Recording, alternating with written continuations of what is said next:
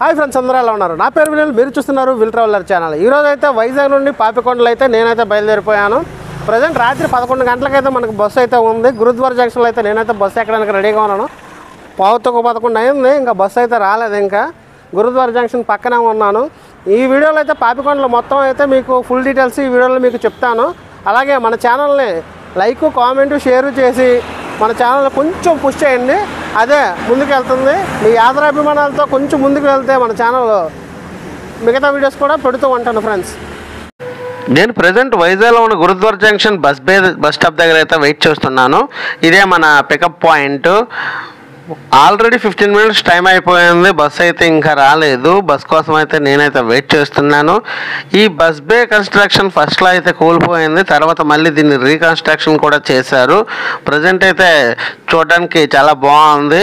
మన బస్సు ఎప్పుడు వస్తుందా అని వెయిట్ చేస్తున్న సమయంలో అయితే బస్సు అయితే వచ్చేసింది. నేనైతే బస్ కోసం వీడియో అయితే తీసేస్తున్నాను. కండక్టర్ గారు ఫోన్ చేసి, బాబు వీడియో తీసింది ఆపు, బస్సు ఎక్కువ అన్నారు. సైలెంట్గా బస్సు అయితే ఎక్కేసాను. నా వెనకాతల ఆయన కెమెరా పట్టగానే చూస్తున్నారు. టైం 3:15 అయింది. రాజమహేంద్రం బస్ స్టాప్కి అయితే మనమైతే వచ్చేసాం. 11:15కి బస్సు అయితే విశాఖపట్నం గురుద్వార జంక్షన్కి వచ్చింది. 3:15కి రాజమహేంద్రవరంలో దింపేశాడు. రాజమహేంద్రవరం బస్ స్టాప్లో దిగగానే నేనైతే షాక్ అయ్యాను. ఎందుకంటే జనాలు అయితే మామూలుగా లేరు. కుర్చీలు ఖాళీ లేవు, కింద పడుకునే ఉన్నారు చాలామంది. ఫుల్గా నిండిపోయింది బస్ స్టాప్ అయితే. ఛార్జింగ్ కేసు కోసం వెతికాను, ఎక్కడైనా ఛార్జింగ్ పెడదామని. ఎక్కడా బోర్డులు కూడా ఖాళీ లేదు. చూసి పెట్టుకుని బయటకైతే వచ్చేసాను. ఫ్రెండ్స్, రాజమండ్రి కాంప్లెక్స్ నుండి నేనైతే ఇప్పుడు ర్యాపిడో ఒకటి బుక్ చేసుకొని మన పుష్కర్ ఘాట్కి అయితే రీచ్ అయిపోయాను. చూస్తున్నారు కదా, శివలింగం అయితే స్టాచ్యూ అయితే ఇక్కడ ఉంది. పుష్కర్ ఘాట్ దగ్గరికి దిగబెట్టేశారు. ఆటోలకి నేను అడిగాను. ఆటోలకి అడిగితే వాళ్ళు 150-200 రూపీస్ అని చెప్తున్నారు. మార్నింగ్ ఏమి దొరకవని చెప్పేసి. ఇక్కడ ర్యాపిడోస్ అయితే అవైలబుల్గా ఉన్నాయి. బైకు జస్ట్ ఒక 50 రూపీస్ తీసుకున్నారు. పుష్కర్ ఘాట్ దగ్గర అయితే దిగబెట్టేశారు. గోదావరి టూర్ వాళ్ళ బస్సు వచ్చేదాకా వెయిట్ చేయాలి. ఈలోపు మనం కొంచెం ఫ్రెష్ అప్ అయిపోయి పక్కనే ఉన్న టెంపుల్కి వెళ్ళి దర్శనం చేసుకుందాము. ఇప్పుడు మార్నింగ్ 5:15 అయింది.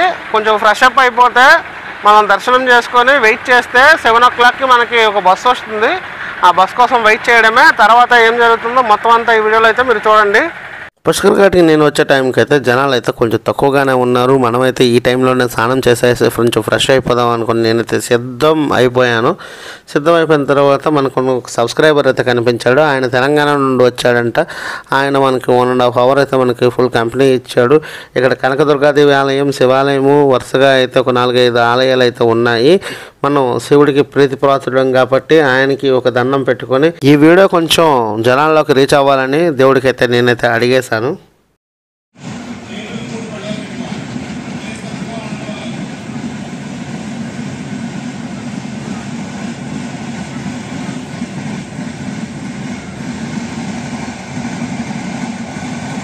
పుష్కర్ ఘాట్కి వచ్చి ఫ్రెష్ అయిపోయాం ఫ్రెండ్స్. ఇప్పుడు మనం అయితే వెహికల్ కోసం వెయిట్ చేస్తున్నాను. 7:30కి మనకి ఇక్కడ నుండి పికప్ చేసుకుంటారు. చూడండి, శివలింగం అయితే సూపర్గా ఉంది. పక్కన బ్రిడ్జ్, గోదావరి వాళ్ళకి ఫేమస్ అయిన ప్లేస్ ఇది. ఎప్పుడైనా మీలో ఎంతమంది ఇక్కడికి విజిట్ అయ్యారో కింద అయితే కామెంట్ చేయండి. నేనైతే మాత్రం ఫస్ట్ టైం ఇక్కడికి రావడం. బోట్ టూరు మొత్తం అంతా ఈ వీడియోలో అయితే చూపిస్తాను. వీడియో మాత్రం స్కిప్ చేయకుండా మాత్రం క్లియర్గా చూడండి ఫ్రెండ్స్. వచ్చిన టైంకి అయితే మాత్రం అన్నగారి విగ్రహం అనుకోలేదు, కృష్ణుడి విగ్రహం అనుకున్నాను. తర్వాత చూస్తే నందమూరి తారక రామారావు గారి విగ్రహం అయితే ఉంది. మిగతా చోట్ల అయితే శివలింగం, రెండు పక్కల బ్యారేజ్ మధ్యలో అయితే చాలా అద్భుతంగా ఉంది చూడడానికి అయితే మాత్రం. ఏపీ టూరిజం, గోదావరి గ్రాండ్ పక్కనే ఉన్నాయి. ఈ బస్సులోనే మనల్ని తీసుకువెళ్తారు. గోదావరి గ్రాండ్ వాళ్ళకి అడ్వాన్స్ బుకింగ్ 500 రూపాయలు ఇచ్చి టికెట్ బుక్ చేసుకున్నాను. మిగతాది 750 రూపీస్ ఇవ్వాలి. టికెట్ అయితే మనకి ఇస్తారు. టికెట్ రాస్తున్నారు బుక్ అయినట్టు. ఆ టికెట్ అయితే మనకైతే ఇచ్చారు. 1250 రూపీస్ పాపికొండల ప్యాకేజ్. బస్సు అయితే ఎక్కేసాను. మార్నింగ్ బస్సు తీసే టైం అయితే 9 అయిపోయింది. చాలా లేట్ అయిపోయింది. అందరూ చెప్పే టైం ఏంటంటే 7:30కి మూవ్ అవుతుంది బస్సు అన్నారు, కానీ చాలా లేట్ అయిపోయింది. ఫ్రెండ్స్, మన సబ్స్క్రైబర్ అయితే మనకి ఇక్కడ బస్సులో పరిచయం అయ్యాడు. ఈ అబ్బాయిది కూడా పెందుర్తాడ. బస్సు అయితే ఫుల్గా నిండితే కానీ తీరా, ఇంకా తీసేదాకా వెయిట్ చేయాలి. ఇప్పుడు టైం వచ్చి 8 అయింది. ప్రతిదీ కూడా అప్డేట్ చేస్తున్నాను. పుష్కర్ ఘాట్ నుండి బయలుదేరిన మన బస్సు ప్రయాణంలో సైడ్ చూస్తే లొకేషన్స్ అయితే నెక్స్ట్ లెవెల్లో ఉన్నాయి. లొకేషన్స్ అయితే చాలా బాగున్నాయి చూడడానికి మాత్రం. కానీ మనం బస్సులో వెళ్తున్నాం కాబట్టి మనకి అంతగా రోడ్లు బాగోలేకపోయినా ఏమీ అనిపించలేదు. ఓన్ వెహికల్స్ కార్లలో వస్తే మాత్రం కొంచెం అయితే ఇబ్బంది పడతారు. రోడ్లు అయితే అస్సలు బాగాలేదు. మనమైతే ఫైనల్ పాయింట్కి అయితే దిగబెట్టేశారు. ఇక్కడ నుండి మనం నడుచుకొని వెళ్ళమన్నారు. ఇక్కడ నుండి 500 మీటర్స్ దూరం ఉంటుంది. అందరూ కిలోమీటర్ ఉంటుందని చెప్పారు, కానీ చాలా దగ్గరే. చాలామంది ఆటోలు అయితే ఎక్కేస్తున్నారు. ఆటోకి అయితే 20 రూపీస్ తీసుకుంటున్నారు బోటింగ్ పాయింట్కి దిగబడ్డానికి. బస్సులు మాత్రం అక్కడ ఆపేస్తున్నారు. ఇది కొంచెం అప్పు ఉండడం వల్ల బస్సు ఎక్కడం కొంచెం కష్టం అవుతుందని అక్కడ ఆపేసి అక్కడ నుండి నడుచుకొని వెళ్ళమని వాళ్ళు చెప్తున్నారు. ఫైనల్గా రీచ్ అయిపోయాం బోటింగ్ పాయింట్కి. ఇక్కడ మనం యాక్చువల్గా 9 అయితే రీచ్ అవ్వాలి. మనం వచ్చేసింది 10:30 అయిపోయింది. మనం రీచ్ అయ్యేసరికి చాలా లేట్ అయిపోయింది. బోటింగ్ స్టార్ట్ అయ్యేసరికి 11 అయిపోతుంది అనుకున్నాము, అదే టైం అయ్యింది. చాలా ఎండ అయితే స్టార్ట్ అయిపోయింది మనం వెళ్ళే టైంకి. ఇక్కడైతే ఒక 3 బోట్లు అయితే ఉన్నాయి. చాలామంది కార్లు అయితే ఇక్కడికి వచ్చి పార్క్ చేశారు, చూస్తున్నారు కదా. చాలామందిని ఇక్కడ లిస్టులు చూపించి ఒక్కొక్కరిని ఒక్కొక్క బోటుకి సజెస్ట్ చేస్తున్నారు. మాతో వచ్చిన వాళ్ళని కొంతమందిని వేరే బోట్లోకి అయితే ఎక్కించేశారు. మా పేర్లన్నీ వేరే బోటుకి అయితే షిఫ్ట్ చేశారు. ఆల్రెడీ 11 అయిపోయింది. వచ్చి రాగానే టిఫిన్ అయితే ఇక్కడ పెడుతున్నారు, బ్రేక్ఫాస్ట్. మనమైతే 2 ఇడ్లీ 2 గారె కొంచెం ఉప్మా అయితే వేసుకున్నాము. చట్నీ వాళ్ళు వేయకపోతే మనమే కలిపేసి వేసుకుందాం అని రెడీ అయిపోయేసరికి పొల్లాడు వద్దన్నా నేను వేస్తానని చెప్పి గెరట్లో వేసాడు. ఇంకొంచెం ఎలా అన్నాను వాడు వేశాడు. ఫైనల్గా టేస్ట్ ఎలా ఉంటుందో అని టేస్ట్ చేయగానే పర్వాలేదు అనిపించింది. ఎందుకంటే మార్నింగ్ 11 అయిపోయింది, మార్నింగ్ నుండి ఏమీ తినలేదు. ఏదైతే అది ప్రసాదం అనుకుని కొన్ని తినేసాము. బోటింగ్ మన పక్క బోట్ అయితే ముందుగా వెళ్ళిపోతుంది. మంది జనాల కోసం ఇంకా వెయిట్ చేస్తున్నారు. స్టార్టింగ్ పాయింట్లో మాత్రం మనం ఇంకా ఉన్నాము. చుట్టూ లొకేషన్ అయితే అదిరిపోతుంది. మనం ఇప్పుడు ప్రజెంట్ ఉన్నది గండిపోచమ్మ టెంపుల్ ప్లేస్లో అయితే మనల్ని ఇక్కడ బోటింగ్ అయితే ఎక్కించుకున్నారు. మన బోట్ అయితే ఇంకా మూవ్ అవ్వలేదు. పక్క బోటు ఏపీ టూరిజం వారి బోటు. ఇక్కడ కనిపిస్తున్న ఆలయం గండిపోచమ్మ టెంపుల్. ఈ ఆలయానికి చాలామంది వచ్చి మొక్కులు తీర్చుకుంటారని ఇక్కడ ఉన్న బోటు వాళ్ళు అయితే చెప్తున్నారు. చాలా పవర్ఫుల్ గల దేవత అని చెప్పారు. వచ్చేటప్పుడు ఈ టెంపుల్కి వెళ్ళడానికి లేట్ అయిపోతే రిటర్న్ వెళ్ళేటప్పుడు ఇక్కడ దర్శనం చేసుకుని వెళ్ళమని చాలామంది చెప్పారు. ఇక్కడ మహిమగల దేవత కాబట్టి మిస్ కావద్దు అని కూడా చెప్పారు.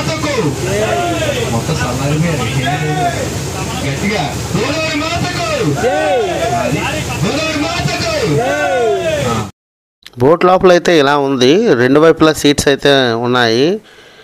ఒకవైపు రూమ్లో అయితే గ్యాస్ సిలిండరు మిగిలిన ఐటమ్స్ అయితే ఉన్నాయి. ఈ ప్లేస్లో మనకి ఫుడ్ ఐటమ్స్ పెట్టి ఉంచుతారు. ఇంకో ప్లేస్లో అయితే ఫ్రిడ్జ్ అయితే ఉంది. అలా బయటికి వచ్చి చూస్తున్న టైంలో 2 వైపులా 2 వాష్ బేసిన్స్ అయితే కనిపించాయి. బోట్లో అందరికీ అవసరమైనది వాష్రూమ్. ఆ వాష్రూమ్ అయితే ఎలా ఉందో అయితే నేనైతే చూసేద్దామని మీకు చూపించడానికి అయితే వెళ్తున్నాను.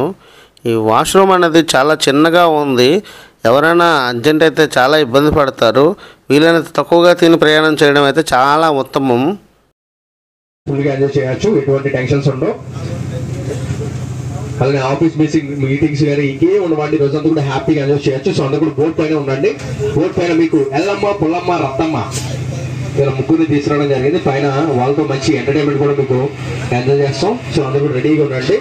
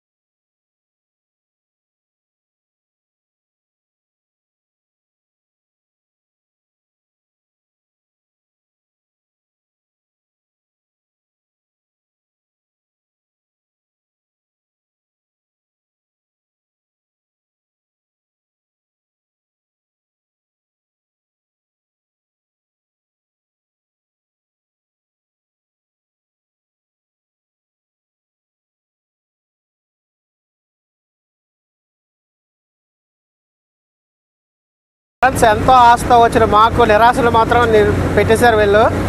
నిరాశ అంటే ఇంకెట్లేదు, ఎంజాయ్ చేయడానికి చల్ల గాలి వస్తుంది, అన్నీ వస్తున్నాయి, కానీ చాలామంది ఫ్రెండ్స్ని మాత్రం వేరే బోట్లో ఎక్కించి పంపించారు. అదే కొంచెం బాధగా ఉంది. 3 గంటల జర్నీలోనే చాలా బాగా అవుతుంది అనుకున్నాం వాళ్ళందరితోనే, కానీ వాళ్ళకి ఒక బోట్ ఎక్కించారు, మమ్మల్ని ఒక బోట్లో ఎక్కించారు. అందరూ సింగిల్గానే ఉన్నాం మొత్తం బోట్లోనే. పెద్దోళ్ళు సింగిల్గానే ఎక్కించారు మమ్మల్ని, మిగతా వాళ్ళందరూ అదే వెళ్ళిపోయారు. పోనీ పాపికొండలకి వెళ్ళిన తర్వాత అక్కడైనా మనం కలుస్తామో లేదో చూడాలి. మన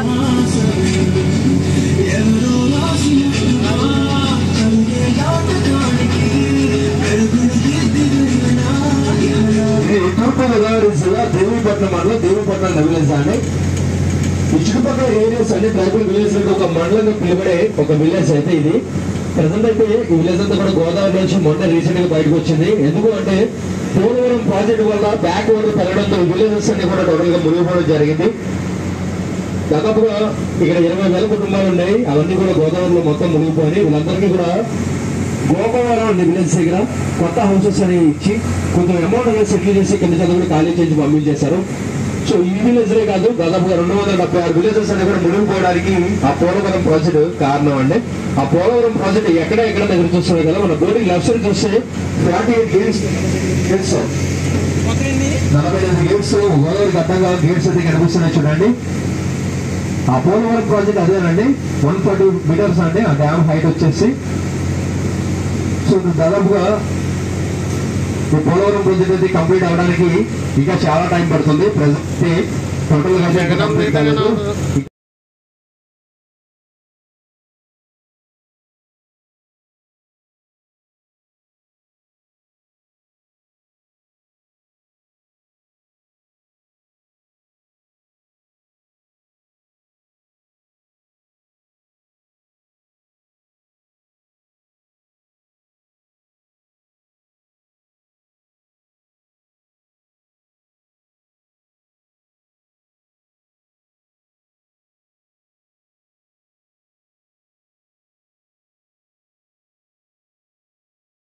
మనతో పాటు బస్సులో ట్రావెల్ చేసిన కొంతమంది ఫ్రెండ్స్ని అయితే వేరే బోట్లోకి అయితే ఎక్కించేశారు. వాళ్ళు లేరు కదా, బోర్ కొడుతుంది టూర్ అనుకున్నాను, కానీ ఇక్కడ మనకు తగిలిన గైడ్స్ అయితే మాత్రం అస్సలు బోర్ కొట్టకుండా ఫుల్ ఎంటర్టైన్మెంట్ అయితే ఇచ్చేశారు. ఈ టూర్లో అయితే మాత్రం మీరు ఈ టూర్లో ఉన్న విషయాలు స్కిప్ చేయకుండా అయితే చూడండి మొత్తానికి. ఈరోజు మా బోర్డింగ్ సెంటిమెంట్ ఏంటంటే వచ్చే వాళ్ళందరికీ ఒక మంచి బ్యాక్గ్రౌండ్ వస్తుంది. ఆ బ్యాక్గ్రౌండ్ లో మీరు స్టైల్ గా నడుచుకుంటూ వచ్చేయండి, ఓకేనా? మరి మీరేం చేస్తారంటే వచ్చే వాళ్ళందరికీ ఇక్కడ క్లాస్ కూడా ఎంకరేజ్ చేస్తే వచ్చే వాళ్ళు వస్తారు, ఓకే?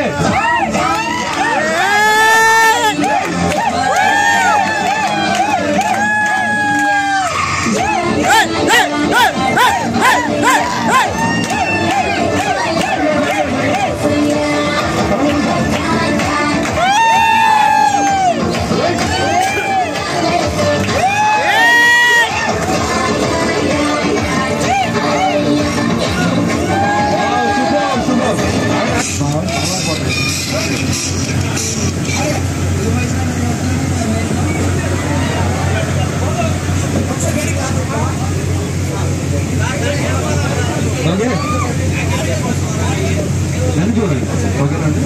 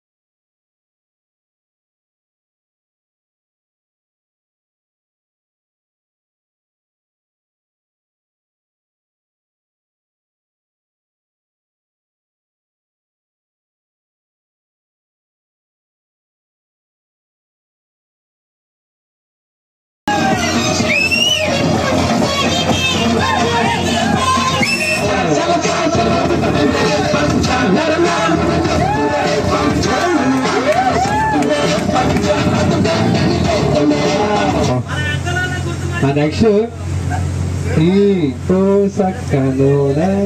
సరే గుడిలోకి వెళ్ళండి స్లో మోషన్లో ఓకేనా కొంచెం వెనక్కి ఇంకా ఓకే ఆడియో ఆడియో ఆడియో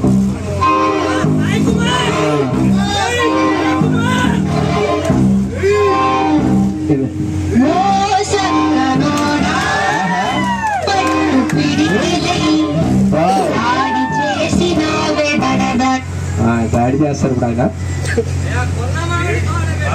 బాగా కనిపిస్తామండి చూద్దాం ఎలాగ ఎవరికైనా ఇచ్చి మీరు కూడా లేదు మీరు కూడా వస్తే ఇంకా కెమెరా బాగుంటుంది అనమాట మీరు 2 ఫోన్లు తీసేస్తారేమో ఓకే కొంచెం మిడిల్లోకి వెళ్ళండి అది ఆర్ఎస్ లెక్క పోయినా ఉన్నారా ఇంకొంచెం వెనక్కి వెళ్ళండి మీకు మంచి బ్యాక్గ్రౌండ్ వస్తుంది ఆడియో ఆడియో ఆడియో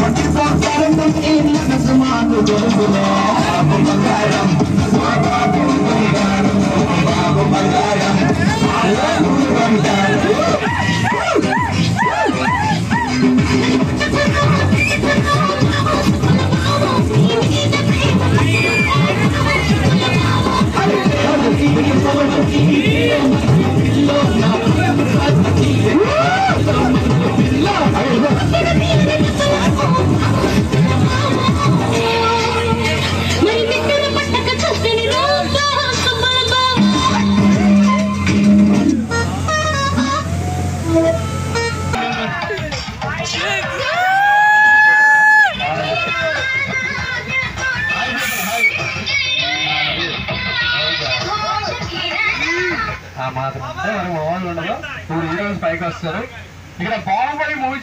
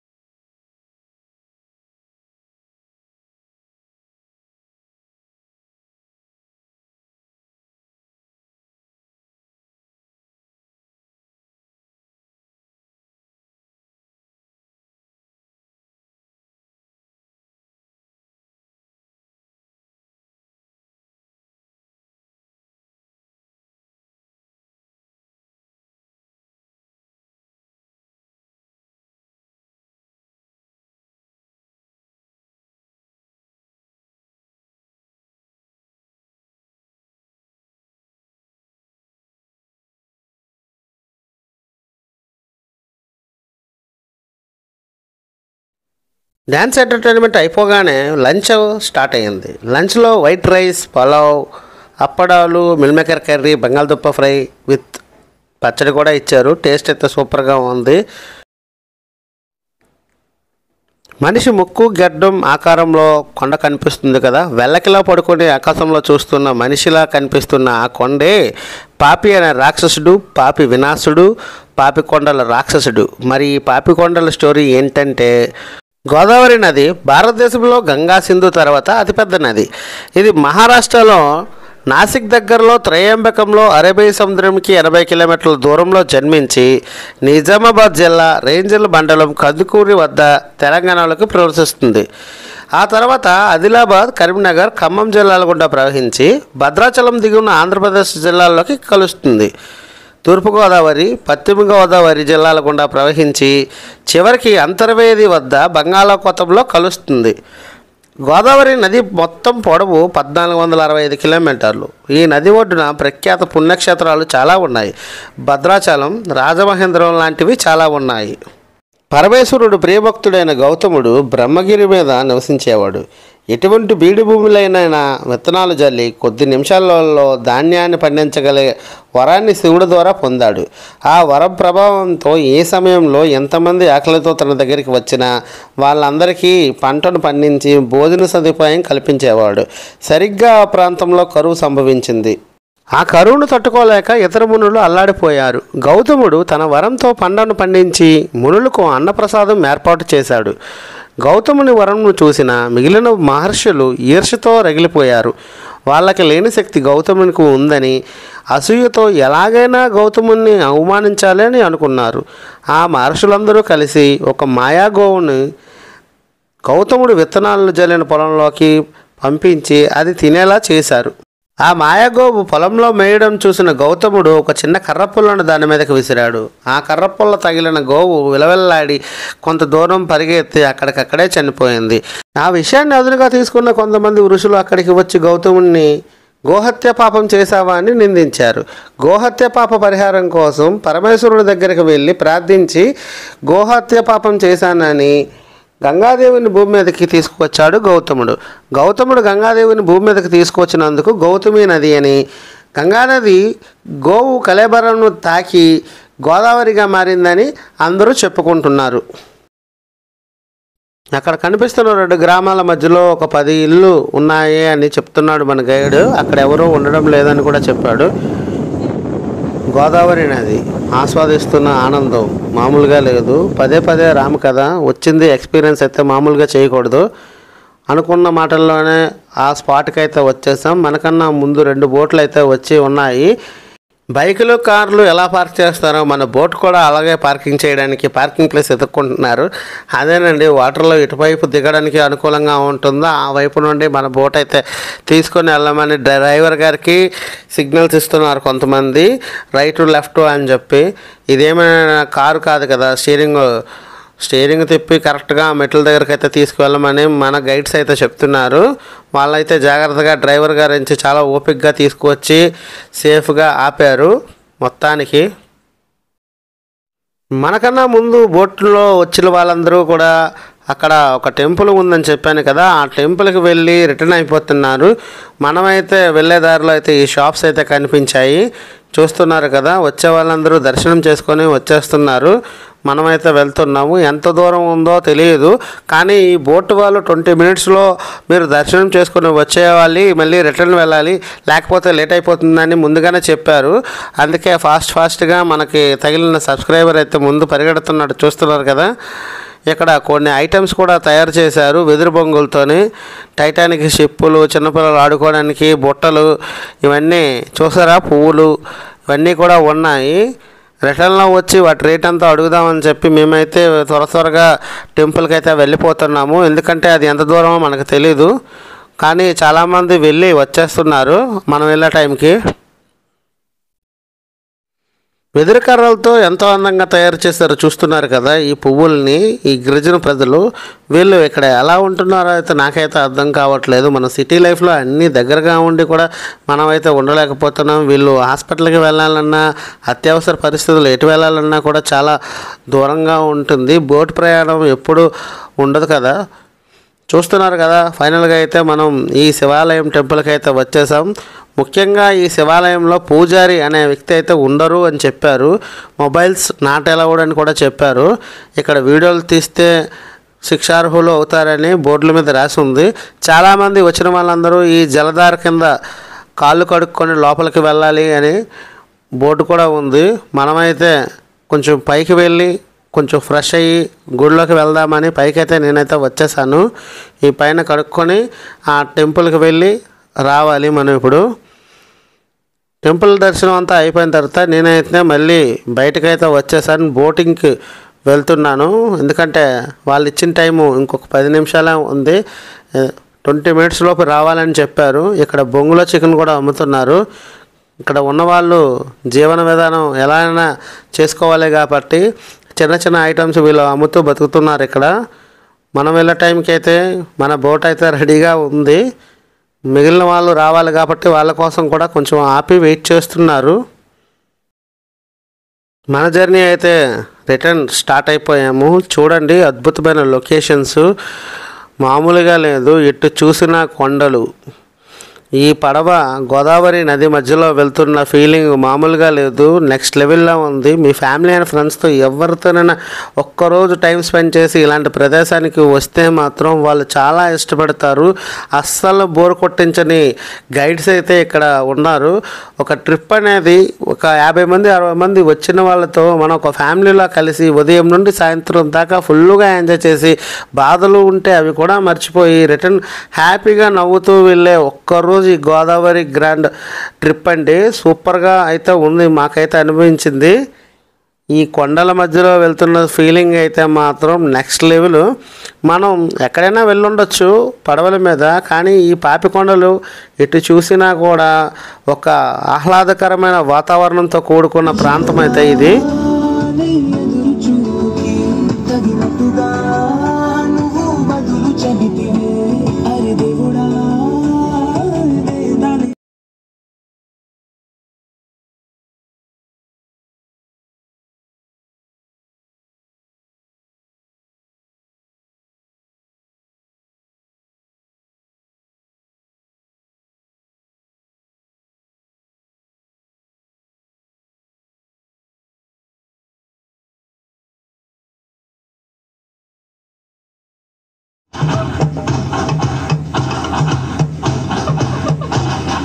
వెలుతురు తింటది ఆకు, వెలుతురు తింటది ఆకు, ఆకును తింటది మేక, ఆకును తింటది మేక.